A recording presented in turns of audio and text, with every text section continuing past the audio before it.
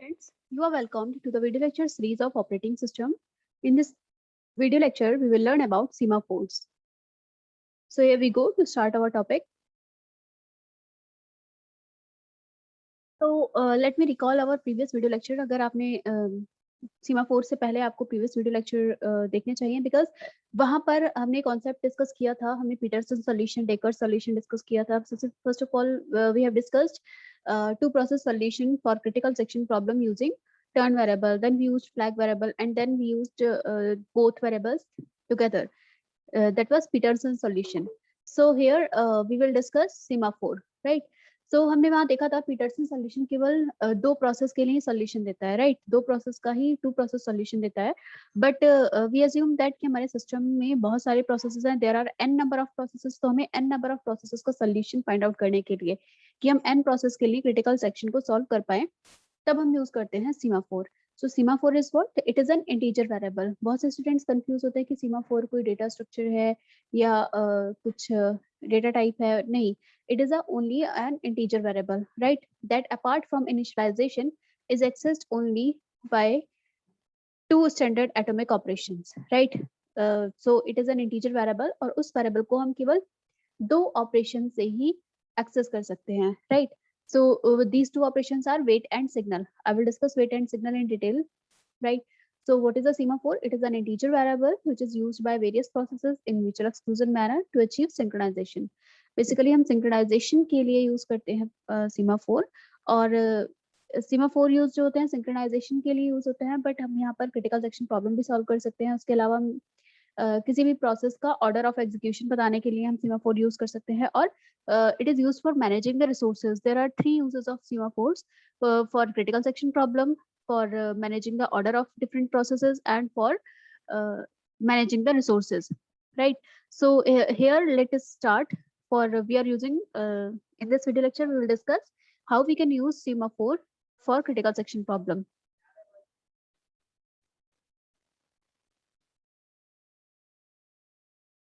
So first of all semaphore क्या देता है हमें? सीमाफोर आपका अनप्रोसेस सॉल्यूशन प्रोवाइड कर सकता है, but one point is remember is that is in an integer variable. So let अस से कि हम ऐसे डिनोट कर रहे हैं उस वेरिएबल को, राइट? सीमाफोर बहुत सारी प्रॉब्लम सॉल्व करने के लिए यूज हो सकता है सिस्टम में, but if we solve critical section problem using semaphore then we initialize it with 1. Semaphore की वैल्यू किसी से भी स्टार्ट हो सकती है, बट फॉर क्रिटिकल सेक्शन हम इसे 1 से ही इनिशियलाइज करते हैं, right? So for solving critical section problem we initialize the semaphore with value 1. So we will declare it as int s equal to 1. Apart from solving critical section problem, semaphore can also be used to decide order of execution. Order of execution we can decide among the processes, and another application is resource management. These are two applications besides besides solving the critical section problem. So हमने बोला कि यहाँ पर हम जो variable है, जो हमारा सीमाफोर इंटीजर वेरिएबल है, that is s, that is initialised by two operations, and these operations are what? Wait and signal. So once initialized we cannot access the semaphore directly. एक बार initialize करने के बाद आप उस वेरिएबल को directly use नहीं कर सकते. It can only be accessed by using two operations. So first operation is wait s and another is signal s, right? So wait क्या करता है स्टूडेंट्स? wait आपका wait s जब भी हम करते हैं तो ये चेक करता है while s less than equal to 0, then हम s को एक डिक्रीमेंट कर देते हैं, राइट? और सिग्नल क्या करता है? सिग्नल इससे इंक्रीमेंट, इस वेरिएबल को इंक्रीमेंट करने का काम करता है, right? So wait does what? It decrements the value by 1, and signal क्या करता है? Signal increments the value by 1, right? अब अगर हम यहाँ पर यूज करेंगे कहाँ पर? क्रिटिकल सेक्शन प्रॉब्लम में. अगर हम क्रिटिकल सेक्शन प्रॉब्लम में यूज करते हैं तो हमें पता है क्रिटिकल सेक्शन प्रॉब्लम का जो फॉर्मेट होता है वो कुछ इस तरह का होता है. तो हमें पता है कि क्रिटिकल सेक्शन प्रॉब्लम के लिए first of all critical section problem में एंटर करने के लिए, क्रिटिकल सेक्शन को एग्जीक्यूट करने के लिए हमें एक एंट्री सेक्शन चाहिए होता है और एक एग्जिट सेक्शन चाहिए होता है. जो कि एंट्री सेक्शन जो कि क्रिटिकल सेक्शन से पहले होता है, और एग्जिट सेक्शन जो कि आपके क्रिटिकल सेक्शन के बाद होता है. सो अब अगर हम यहाँ पर चेक करें कि how we can use these two operations wait and signal for solving critical section problem. So let us discuss. इस एंट्री सेक्शन की जगह हम यहाँ पर क्या पुट करेंगे? हम यहाँ पर लिख देंगे वेट ऑफ एस, राइट? तो वेट ऑफ एस लगा देते हैं हम यहाँ पर, weight of S. And for solving critical section we does what we do, we decrement the value by 1 of s, and exit section की जगह हम क्या लगाएंगे यहाँ पर, signal of s, right? We will use signal of s.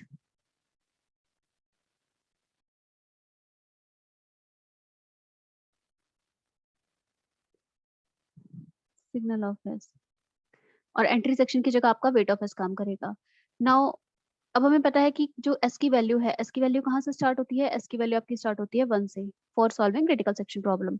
So now let us consider कि आपके late से processes P1, P2 and so on, Pn processes are there. So first of all, P1 wants to enter into the critical section, right? So it will do what? There are n processes. सबसे पहले हम P1 को critical section में ले जाना चाहते हैं, तो क्रिटिकल सेक्शन के लिए वेट एस लगा है. It means it will check wait का फंक्शन क्या है, वेट विल चेक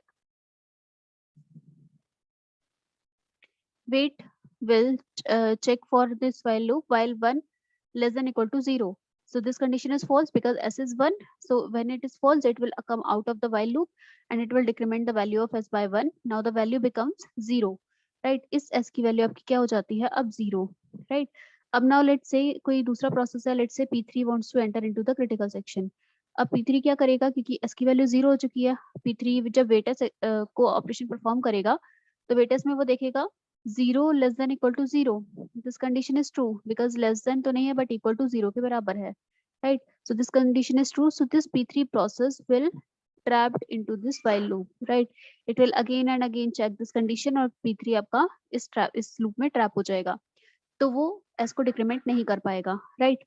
अब क्योंकि P1 हमारा पहुंच चुका था क्रिटिकल सेक्शन में, वेट एस एग्जीक्यूट करने के बाद P1 आपका क्रिटिकल सेक्शन में था, so here mutual exclusion property is satisfied, right? Mutual exclusion property क्या कहती है कि क्रिटिकल सेक्शन में एक बार में एक ही प्रोसेस जाएगा. सो हमने यहाँ पर अभी अभी देखा कि P1 जब आपका क्रिटिकल सेक्शन में है तो P3 को एंट्री नहीं मिल रही है, P3 आपका क्रिटिकल सेक्शन को एग्जीक्यूट नहीं कर पा रहा है, राइट? अब नाउ लेट्स से कि जो आपका P3 प्रोसेस है, P3 प्रोसेस आपका क्रिटिकल सेक्शन से बाहर आना चाहता है, तो बाहर आने के लिए एग्जिट सेक्शन की जगह क्या है, signal of S. So it will do what, it will increment the value of S by 1. सो आपकी एस की वैल्यू अब कितनी हो जाएगी 1, और जैसे ही आपकी एस की वैल्यू 1 होगी तब आपका P3 अगर जाना चाहता है क्रिटिकल सेक्शन में, so this while loop 1 less than equal to 0, this while loop become false and it will not be trapped. P3 will come out of this while loop and it will decrement the value of s by 1. सो अब P1 जब आपका exit कर चुका है तब आपका P3 को entry मिलेगी, राइट? P3 को आपको कब एंट्री मिलेगी, जब आपका ये P1 बाहर जा चुका है, right? So here we have seen that कि आपका जो वेट और सिग्नल ऑपरेशन है ये आपके एंट्री और एग्जिट सेक्शन की तरह काम कर रहे हैं. एक बार में एक ही प्रोसेस आपका क्रिटिकल सेक्शन में एंटर कर सकता है and mutual exclusion property is satisfied, right? So हम किस तरह से यहाँ पर सॉल्यूशन देते हैं, हम यहाँ पर जो सॉल्यूशन देते हैं वो देते हैं किसी भी प्रोसेस Pi के लिए do we will do what, weight of s before the critical section, then weight of s के बाद हम critical section execute करेंगे and then signal of s, remainder section, and then at last do while loop हमने चलाया, so last में while true, right? and initially s equal to 1. तो हम यहाँ पर s equal to 1 लेंगे for solving any critical section problem, right? So critical section problem में हमने देखा कि क्रिटिकल सेक्शन प्रॉब्लम में हम म्यूचुअल एक्सक्लूजन प्रॉपर्टी सेटिस्फाई कर सकते हैं. बिसाइड्स दैट हम यहाँ पर प्रोग्रेस भी अचीव कर रहे हैं, बिकॉज जो भी प्रोसेस जाना चाहता है क्रिटिकल सेक्शन में वो कितनी बार भी वो आपका जा सकता है, राइट? वो वेट ऑपरेशन परफॉर्म करेगा, देन सिग्नल परफॉर्म करेगा, right? So if any process want to enter into critical section it will be allowed. But यहाँ पर जो प्रॉपर्टी सेटिस्फाई नहीं होती है that is bounded wait, right? क्योंकि कोई भी प्रोसेस कितने भी नंबर ऑफ टाइम्स तक क्रिटिकल सेक्शन में जा सकता है, there is no any bound on any process.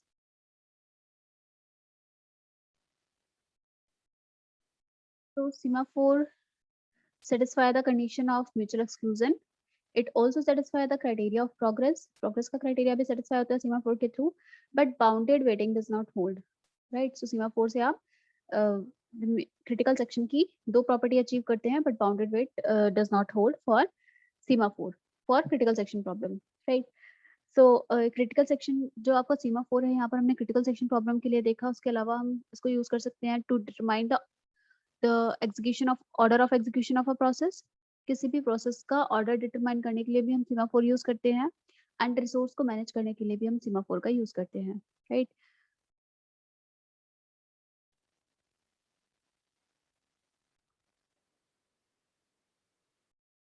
Thank you so much, students, for watching this video.